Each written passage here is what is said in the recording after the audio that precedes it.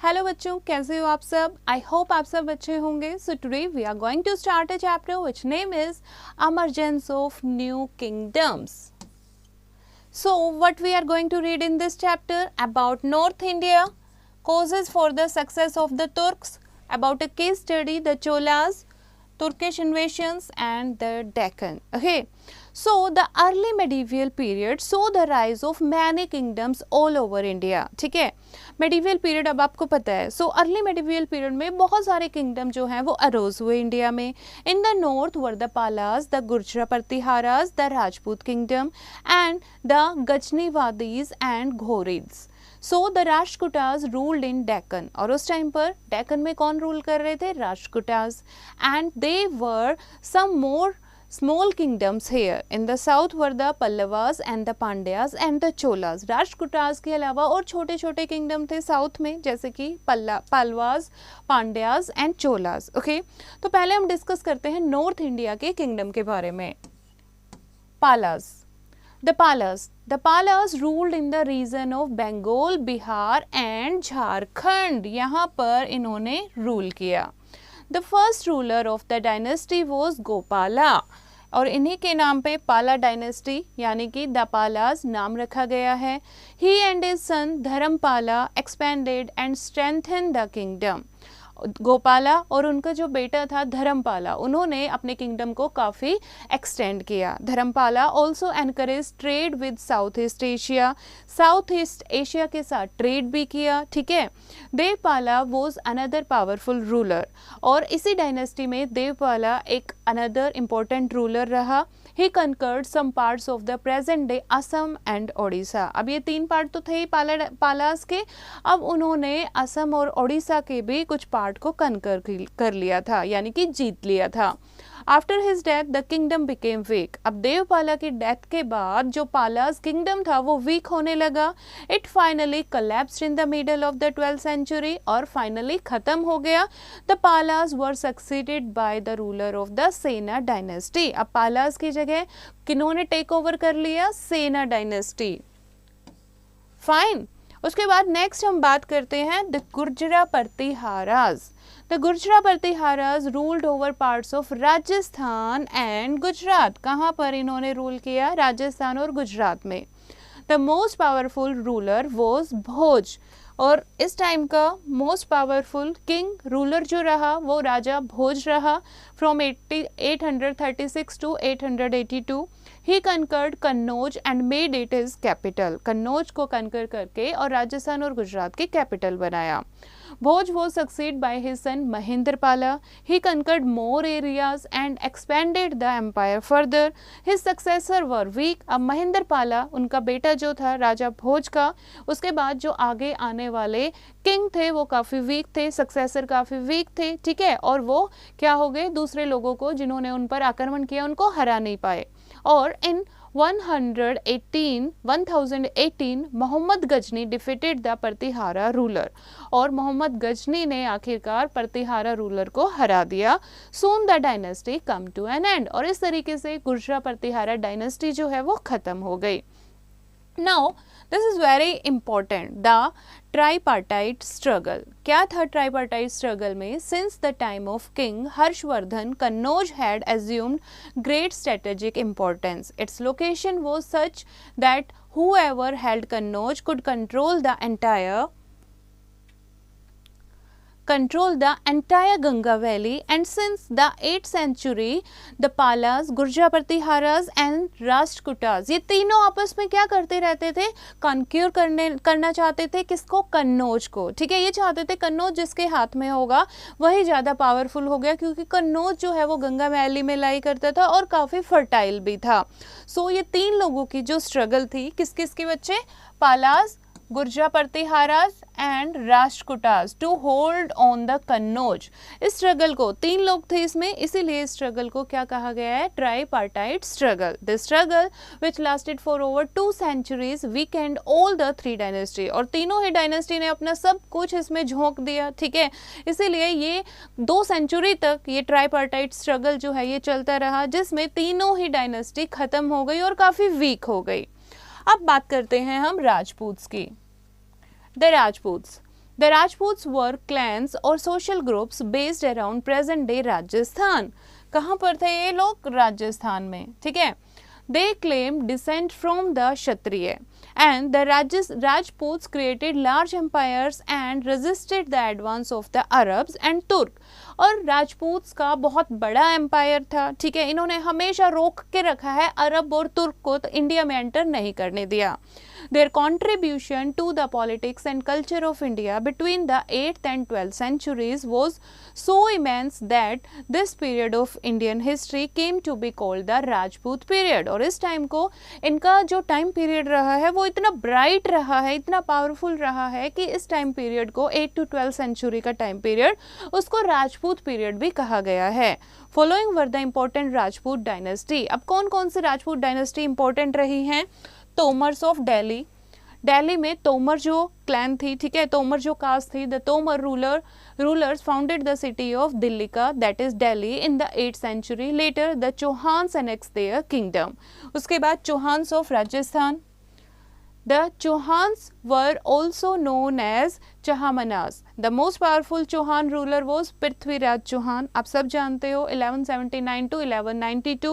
He defeated Muhammad Ghori at the first battle of Tehran in 1191। ये 1 mark का question आता है कई बार, ठीक है, कि मोहम्मद गौरी को कौन सी बैटल में पृथ्वीराज चौहान ने हराया था? In first battle of Tarain in 1191। However, a year later 1192 में सेकेंड बैटल ऑफ टेरेन हुई जिसमें पृथ्वीराज चौहान को हरा दिया गया और मार दिया गया। उसके बाद है Solankis of Gujarat. The Solankis were also known as Cholukyas of Gujarat। Siddharaj was the most powerful ruler and the Dilwara temple at Mount Abu and Sun temple at Modhera were built by the rulers of the Solanki dynasty। ठीक है, जो Dilwara temple है mount Abu में वो Solanki dynasty ने ही बनवाया है। उसके बाद है बच्चे Parmars of Malwa. Bhoj Parmar was a powerful ruler. Dhar was the capital of the Parmar kings and the Neelakantheshwar temple at Udaipur was built by the Parmars। Okay, Udaipur में जो नीलकंठेश्वर टेम्पल है वो किसने बनवाया है? राजपूत डायनेस्टी परमार्स ने। फाइन, सो ये था Rajput period. Fine, and this is the map major kingdom of 7 to 12 century in India जो आपको हाईलाइट किए हुए हैं। तो ये उस टाइम के मेजर किंगडम्स थे। नाउ नेक्स्ट है तुर्किश इन्वेशंस। अब जैसे कि हमने पढ़ा कि राजपूत डायनेस्टी ने अरब और तुर्क को इंडिया में इन्वेशन करने के लिए रोक रखा था, ठीक है। अब तुर्किश इन्वेशन फिर कैसे हुआ? From 1000 CE onwards there were many invasions into India। Mohammad of Ghazni led the first series of invasion। So कौन था Mohammad Ghazni? Mohammad was the ruler of the kingdom of Ghazni now in Afghanistan. कहाँ का रूलर था वो? गजनी का। गजनी एक जगह है जो अब अफगानिस्तान में है। He wanted to make Ghazni the most powerful kingdom in the region। और वो चाहता था अपनी गजनी को यानी कि अपनी प्लेस को सबसे powerful banana. For this he needed a large army but did not have enough money to maintain it। अब उसके लिए क्या चाहिए? एक पावरफुल किंगडम बनाने के लिए बहुत बड़ी आर्मी चाहिए, लेकिन इतनी आर्मी को मेंटेन करने के लिए उसके पास पैसा नहीं था। He had heard about the wealth of India। और उस टाइम इंडिया को सोने की चिड़िया कहा जाता था, तो उसने काफ़ी इंडिया के बारे में सुना था कि इंडिया में बहुत ही वेल्थ है। So he decided to raid India to raise money to build a powerful army। इसलिए उसने डिसाइड किया इंडिया को लूटने का, रेड मारने का, ठीक है, ताकि वो अपने पैसे वहाँ से ले जाए और अपनी पावरफुल आर्मी को तैयार कर सके। In a span of 25 years 1000 to 1025 25 सालों में मोहम्मद गजनी ने इंडिया में 17 बार 17 टाइम्स अटैक किया। ये भी क्वेश्चन आता है बच्चे कि कितनी बार अटैक किया गया इंडिया पर? 17 times. His early raids were against the Hindushi ruler whose territories extended from Punjab to Afghanistan. और पहली जो उसकी लड़ाइयाँ थी तो जो हिंदू रूलर थे उनके खिलाफ थी जिनके किंगडम पंजाब से अफगानिस्तान तक एक्सटेंडेड थे, यानी जिसका अफगानिस्तान के साथ बॉर्डर लगता था। He defeated Jaipal and Anandpal and made them his vassals. They paid tribute to Muhammad. ठीक है, और उन्होंने क्या किया, मोहम्मद गजनी ने जयपाल और आनंदपाल को हरा दिया. ठीक है, अब वो क्या करते थे, वो उसको एक ट्रिब्यूट पे करते थे. The subsequent raids were against the rich temple towns of India. उसके बाद ठीक है, इनको कंकर करके फिर मोहम्मद गजनी ने जो रिच टेम्पल थे उन पर रेड की, आक्रमण किया. He plundered the enormous wealth lying in these temples and carried away the riches of his homeland. और इन मंदिरों को लूट के जितना भी खजाना, जितनी भी दौलत थी, वो सारी चीजें लूट के अपने गजनी ले गया, अपने होमलैंड ले गया. Muhammad's most daring raids were against Mathura and Kannauj in 1018 and against Somnath in 1025. ठीक है, 1025. तो मोहम्मद की ये सबसे खतरनाक डेयरिंग रेड्स रही हैं अब तक की. कौन कौन सी? 17 बार आक्रमण किया था. ठीक है, जिसमें से मथुरा, कन्नौज और सोमनाथ, यहाँ पर जो मंदिरों पर अटैक किया, ये अब तक की मोस्ट डेयरिंग रेड्स रही. सोमनाथ टेम्पल जो गुजरात में है, वो strip of all it's wealth, वहाँ से जितना भी वेल्थ था वो सब ले गया. Even the precious stones embedded on the temple walls were taken out. और जो प्रीशियस स्टोन टेम्पल की वॉल पर भी लगा था ना, वो भी वो उठाकर ले गया. Mohammad carried the booty to Ghazni. और ये सारी चीज़ें वो कहाँ ले गया? Ghazni. Mohammad died in 1030 and his successors were weak and his empire shrunk rapidly. अब मोहम्मद की डेथ हो गई, लेकिन उसके जो सक्सेसर थे वो काफ़ी वीक थे, तो उसका एम्पायर बहुत ही जल्दी ख़त्म होने लगा. As a result there were no further invasions for money than a century. और उसके बाद कोई इन्वेशन इंडिया में नहीं हुई. नाउ नेक्स्ट है मोहम्मद गोरी. अब who was Muhammad Ghori?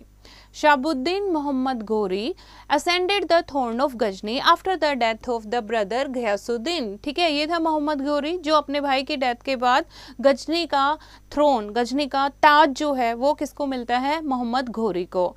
And we have already read about the first and the second battle of Tarain in 1191 and 1192 CE. So after the death of Prithviraj Chauhan, Mohammad Ghori became the master of the Delhi. Prithviraj Chauhan को जब 1192 battle of terrain 2 में हराया था, ठीक है, फिर उसको मार दिया था पृथ्वीराज चौहान को, तो मोहम्मद गोरी जो है वो खुद को दिल्ली का मास्टर घोषित कर देता है and eastern Rajasthan and led the foundation of Turkish rule in India. और इस तरीके से इंडिया में टर्किश रूल जो है वो शुरू हो जाता है. He also defeated Jaichand of Kannauj in 1194 CE. Between 1192 CE and 1206 CE, Turkish rule was extended over the Ganga, Yamuna, Doab, Bihar and Bengal. Mohammad Ghori did not stay in India. अब मोहम्मद गोरी ने इतना कुछ अनेक्स करके, ठीक है, वहाँ पर टर्किश डायनेस्टी की शुरू कर दी थी, लेकिन मोहम्मद गोरी इंडिया में रुकता नहीं था. तो उसने क्या किया? He left the provinces that he had conquered in the hands of his slave who acted as his regional governor. और अपने स्लेव के हाथों, ठीक है, अपने नौकरों के हाथ जो है वो उसको चलाने के लिए छोड़ दिया. They set up the Delhi Sultanate about which we will read in the next chapter. और उन्होंने जब अपने स्लेव को मोहम्मद गोरी ने यहाँ छोड़ा रूल करने के लिए, वहाँ से शुरुआत होती है दिल्ली सल्तनत की, जो हम आगे पढ़ेंगे. Fine. Now causes for the success of the तुर्क. अब ये तुर्क इन्वेशन थी, क्या इनका क्या मतलब क्यों सक्सेसफुल हो पाए, ये क्यों इंडिया में इन्वेड कर पाए? राइट. फर्स्ट कारण है इंटरनल कॉन्फ्लिक्ट. इंडिया में क्या था उस टाइम पर, जैसे गुर्जर प्रतिहारा एम्पायर जो है, एक तो ट्राईपार्टाइट स्ट्रगल जो है वो चलता रहा था, तो आपस में ही क्या चल रहा था, आपस में ही इतनी कॉन्फ्लिक्ट चल रही थी कि जितना फ़ायदा जो है वो टर्किश ने उठाया और अटैक किया. Right. So after the fall of the Gurjara Pratiharas empire there arose small independent powers like Parmars in Malwa, Chalukyas in Gujarat, Chauhans in Ajmer, Tomar in Delhi. तो ये आपस में ही इतने कॉन्फ्लिक्ट में उलझे थे कि बाहर वालों ने इजीली अटैक कर दिया. Second, superior military technology. And another important reason for the success of the Turks was their superior military technology and art of warfare, जो कि इंडिया में नहीं था. इनके पास बहुत ही horse in war with greater skills थे. ठीक है, बहुत सारी इनको चीज़ें आती थी, वारफेयर का तरीका अलग था, बहुत बहादुर, स्टेमिना इनका बहुत अलग था अफगानिस्तान में, जो अफगानिस्तान से जो लोग आए थे. तो इस तरीके से, और राजपूत जो थे वो आपस में ही इतना हार रहे थे. ठीक है, उनके पास हॉर्सेस नहीं थे, वो एलिफेंट का यूज़ करते थे. एलिफेंट जो है वो स्लो मूविंग एलिफेंट होते हैं, एनिमल होते हैं. तो इस तरीके से सुपीरियर मिलिट्री टेक्नोलॉजी जो है वो अफगानिस्तान की काफ़ी अच्छी थी, इसीलिए वो जीत पाए तुर्क की. उसके बाद नेक्स्ट है lack of unified command. Contemporary sources mention that Indian forces consisted of feudal lords and each military contingent was under the command of its immediate overlord or chief and not the king. Thus the army lacked unity of command. ठीक है, सब अपने अपने किसके under थे? Commander के under थे, कोई भी किंग के अंडर नहीं था. तो एक लैक ऑफ सुपीरियर कमांड हो जाती है कि आप सबके अंडर, सबके ऊपर आप एक ही बॉस है, एक ही लीडर है, वो सबको कमांड दे रहा है. नहीं, सब अलग अलग तरीके से चलते थे. तो इसके चलते जो है तुर्क जो हैं वो इंडिया में इन्वेड कर पाए. Next we will discuss about the Deccan. The area of the north of the Krishna and Tungabhadra rivers is known as the Deccan. So यहाँ पर कौन थे? राष्ट्रकूटा सबसे पावरफुल डायनेस्टी थी. The Rashtrakutas rose to power in the 8th century under Danti Durga. और कौन famous king था? Danti Durga. He and his successor Krishna I conquered territories and consolidated their rule in the region of modern Maharashtra. They established their capital at Malkhed.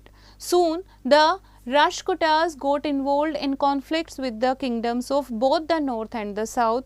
In the north they fought against the Pratiharas and the Palas, और south की तरफ they waged wars against the Pallavas, the Pandyas and the Cholas. Okay, तो डेक्कन में थे वो. North और south दोनों में ही जो छोटे छोटे किंगडम थे उनके साथ उनकी कॉन्फ्लिक्ट चल रही थी. So these continuous conflicts however weakened them considerably. अब इतने सारे लोगों के साथ आप लड़ रहे हो तो आपका खुद का ही एम्पायर क्या हो जाएगा? वीक हो जाएगा. They were finally overthrown in the 10th century. और फाइनली इनको ओवरथ्रो कर दिया गया, हटा दिया गया. The Rashtrakuta rulers were patrons of art and architecture and literature. लेकिन जो राष्ट्रकूटास रूलर रहे वो काफ़ी शौकीन थे आर्ट, आर्किटेक्चर एंड लिटरेचर के. जो आप वहाँ पर एलिफेंटा केव्स देखोगे, कैलाश टेम्पल है एलोरा में, वो उन्हीं के टाइम का बनाया हुआ है. Okay, now here is a case study. We will discuss about the Cholas. The Cholas established a powerful empire in South India with Tanjore as their capital. South India में Cholas का बहुत ही powerful kingdom था, तंजोर उसकी capital थी. The first ruler was Vijayalaya. कौन था first ruler? Vijayalaya.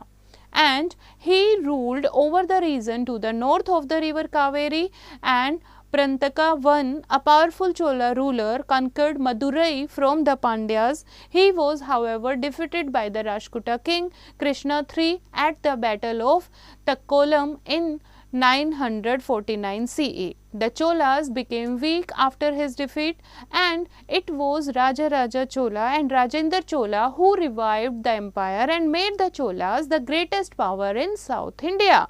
और उसके बाद राजा चोला और राजेंद्र चोला ये दो पावरफुल किंग रहे जिन्होंने चोला एम्पायर को ग्रेटेस्ट पावर के रूप में साउथ इंडिया में अमर्ज किया. Okay, so we will read about these kings. Raja Chola. So Raja Chola, also called Raja I, was a brilliant general. He fought against the Pandyas and the Cheras. किसके against fort किया इन्होंने? पांड्यास और छेराज के against. एक क्या बनाई इन्होंने? बहुत ही स्ट्रॉन्ग नेवी बनाई to monopolise trade along the coastal areas of Kerala, Sri Lanka and the Maldive island. उस टाइम क्या होता था बच्चे? सी ट्रेड होता था.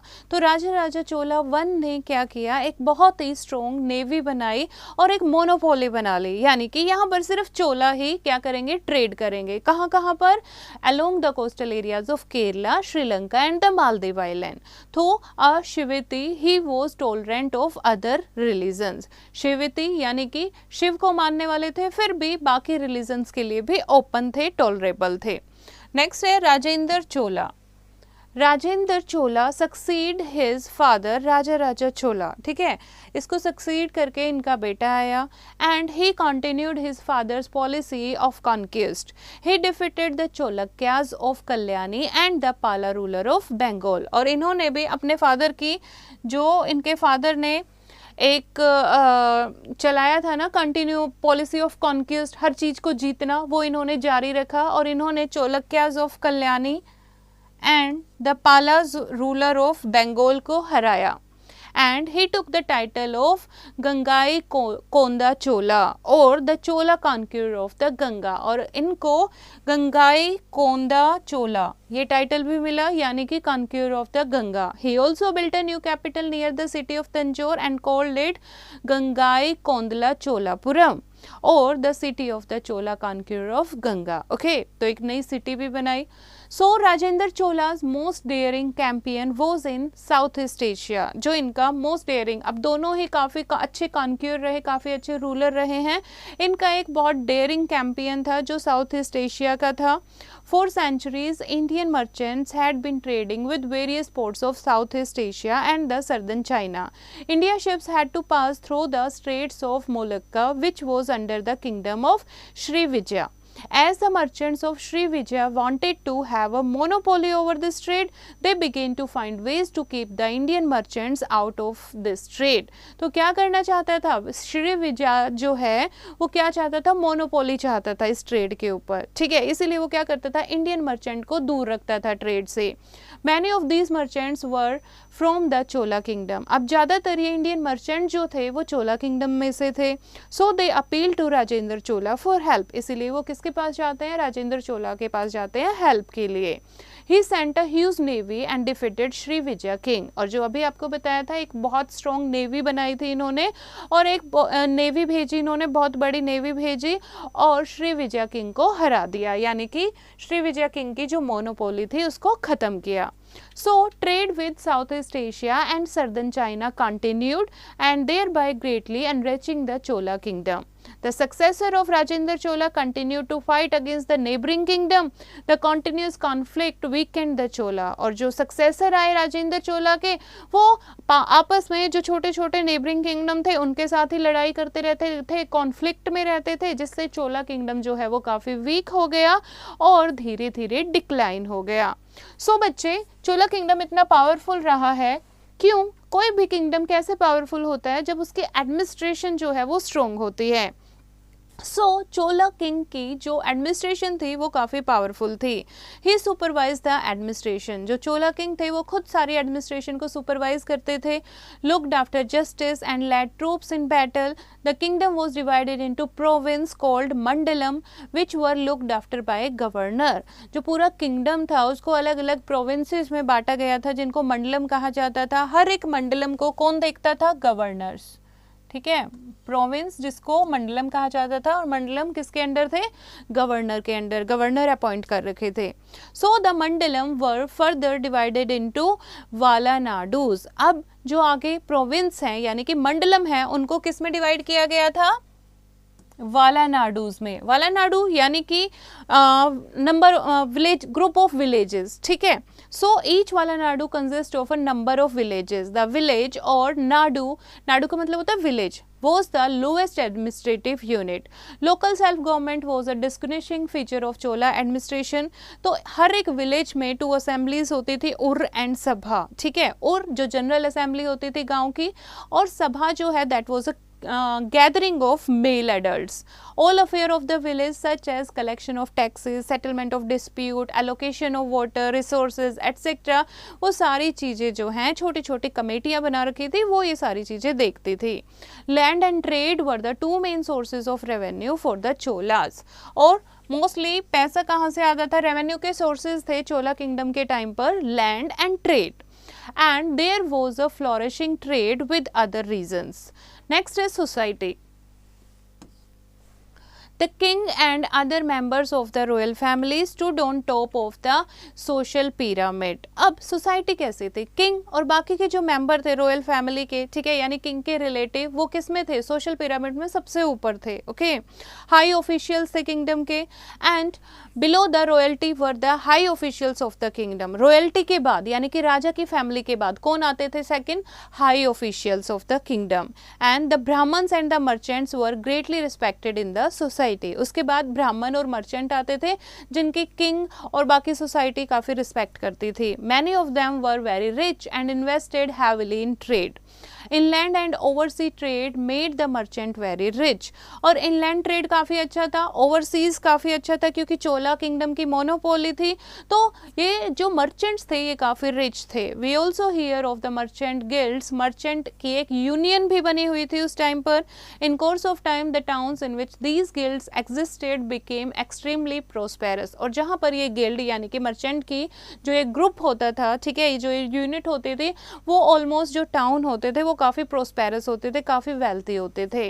The peasants in village and the labourers in towns were at the bottom of the social pyramid. और सबसे नीचे कौन आते थे? पीजेंट्स, ठीक है, या फिर लेबरर, जो कि इस पिरामिड में, सोशल पिरामिड में काफ़ी नीचे थे और उनकी लाइफ जो है वो काफ़ी टफ थी. ठीक है, सबसे ऊपर किंग और उसकी रॉयल फैमिली, उसके नीचे जो high official of the kingdom हो गए, फिर उसके बाद ब्राह्मण एंड मर्चेंट्स. मर्चेंट जो है काफ़ी रिच थे, और उसके बाद सबसे नीचे हैं पीजेंट्स एंड लेबरर्स जिनकी लाइफ काफ़ी टफ थी. So this is the society, this was the society at Chola kingdom. Next है agriculture. So, agrarian expansion in the Tamil region. There was a remarkable agrarian expansion during the Chola period. This was made possible by two developments: the reclamation of a lot of barren land for cultivation and an extension of irrigation facilities. The temples took the lead in both aspects. The temples had a lot of money obtained through donations which was invested in agriculture. Temples जो है that was a rich source of wealth. बहुत सारे लोग वहाँ पर donation देते थे, ठीक है, जो ब्राह्मण को बहुत सारी गिफ्ट मिलते थे किंग की तरफ से. अब ये जितने भी डोनेशन टेम्पल में जो पैसा इकट्ठा होता था वो किस पर इन्वेस्ट किया जाता था बच्चे? एग्रीकल्चर पर, right. So, most of the barren land that was cultivated was also controlled by the temples. Mostly जो land थी, जो barren land थी, वो भी किसके अंडर थी? temples के अंडर थी. The growth of population during this period gave a further push to agriculture expansion. और इस टाइम पर population growth भी काफ़ी ज़्यादा थी, जिससे agriculture expansion करनी ही पड़ी. Since more people had to be fed, an increase in cropped area as well as better productivity became the primary concern of the rulers. अब population बढ़ रही थी, हर एक को खाना मिलना चाहिए, तो rulers का सबसे प्रायोरिटी क्या थी? कि एग्रीकल्चर को बढ़ाना है ताकि सबको आराम से खाना मिल सके. Another change witnessed was the growth of the craft and the quickening of urbanisation. दूसरा इस टाइम पर क्या देखा गया? बहुत सारे लोग जिनके पास खेत नहीं थे, ठीक है, जो फार्मर नहीं थे, वो क्राफ्ट करने लगे, क्राफ्ट बनाने लगे, और बहुत सारे लोग शहरों की तरफ मूव करने लगे, अलग अलग काम करने लगे, जिससे शहर बसने लगे, जिसको अर्बनाइजेशन कहा गया है. Trade between far-flung areas throughout the Tamil region and outside was another significant development. दूसरे जो दूर दूर के distant places थे उनके साथ trade शुरू होने लगा था, and a country-wide network of trade guilds actively participated in trade. A lot of money obtained through trade was used for improving agriculture. जैसे कि बताया मर्चेंट काफ़ी रिच थे, उनके पास बहुत सारा पैसा था, तो बहुत सारा पैसा जो ट्रेड के थ्रू कमाया जाता था ये भी एग्रीकल्चर को इम्प्रूव करने में लगा. ठीक है,